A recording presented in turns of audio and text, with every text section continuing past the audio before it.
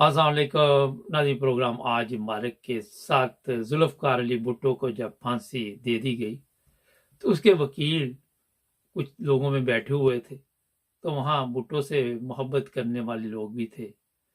उन्होंने वकील से पूछा कि कोई भुट्टो के ऐसे अल्फाज जो उसने आपको कहे हों।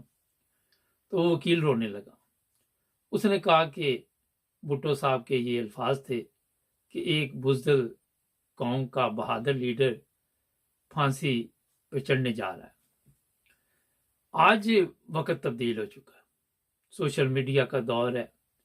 सुबह से गवर्नमेंट जो चोरों का टोला जिसे आपको पता है, होता ये है कि एक हरामखोर हो तो बंदा कंट्रोल कर सकता है। आपको हर तरफ जब पूरी कंपनी में हरामखोर नजर आएंगे तो आप कंट्रोल नहीं कर सकते, बड़ा मुश्किल हो जाता है।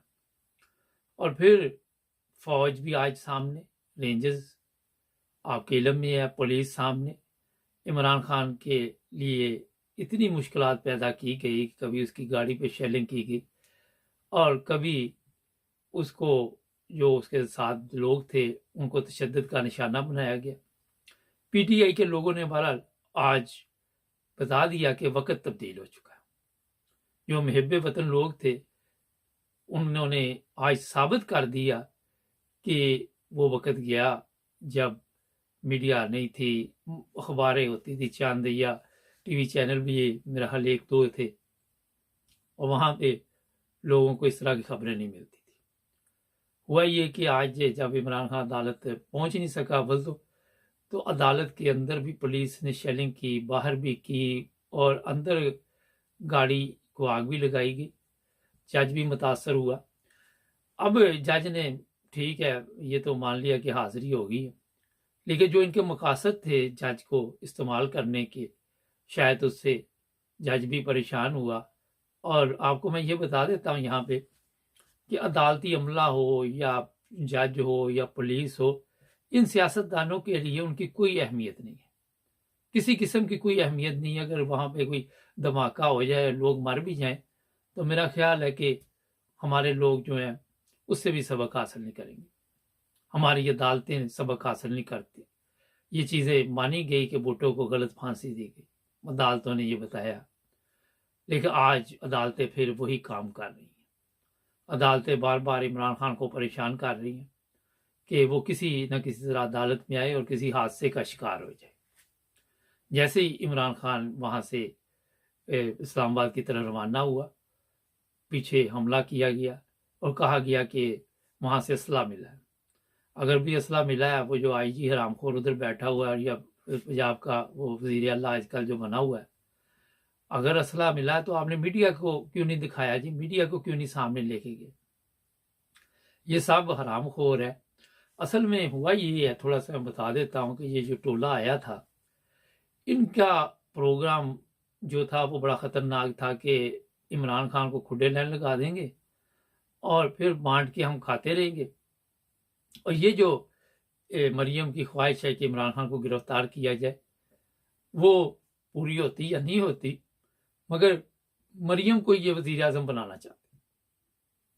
जो आइंदा का इनका प्रोग्राम था कि हम धांधली करेंगे, ज़बरदस्ती किसी ना किसी तरह मरियम को वजीर आजम बना देंगे और फिर अवाम पे तशद्दुद करेंगे, अवाम हमारे काबू में आ जाएगी। मगर ख्वाब देखना अच्छी बात है, मगर ज़रूरी नहीं कि हर ख्वाब पूरा हो। रोज़ाना बेशुमार लोग हैं, मैं भी देखता रहता हूँ कि पता नहीं पाकिस्तान में यूरोप वाले हालात हो जाएं, कभी अच्छी ज़िंदगी हो जाए तो हम भी पाकिस्तान में ज़िंदगी गुजारे। तो पाबंदी नहीं है किसी के ऊपर भी, बाकी आप सबके सामने। अब ये नाकामी तो इनकी होगी, इसके बाद ये नई चाल के लिए क्या करेंगे वो आपको पता चल जाएगा। दहशतगर्दी के लिए इन्होंने आज से प्रेस कॉन्फ्रेंस शुरू कर दी। वो सिंध से शुरू होती हैं और फिर पंजाब में मरियम औरंगजेब वहाँ वो शजरी में किया है, वो करना शुरू कर देता है। और ये एक तरीका वारदात इन्होंने ढूंढा हुआ है।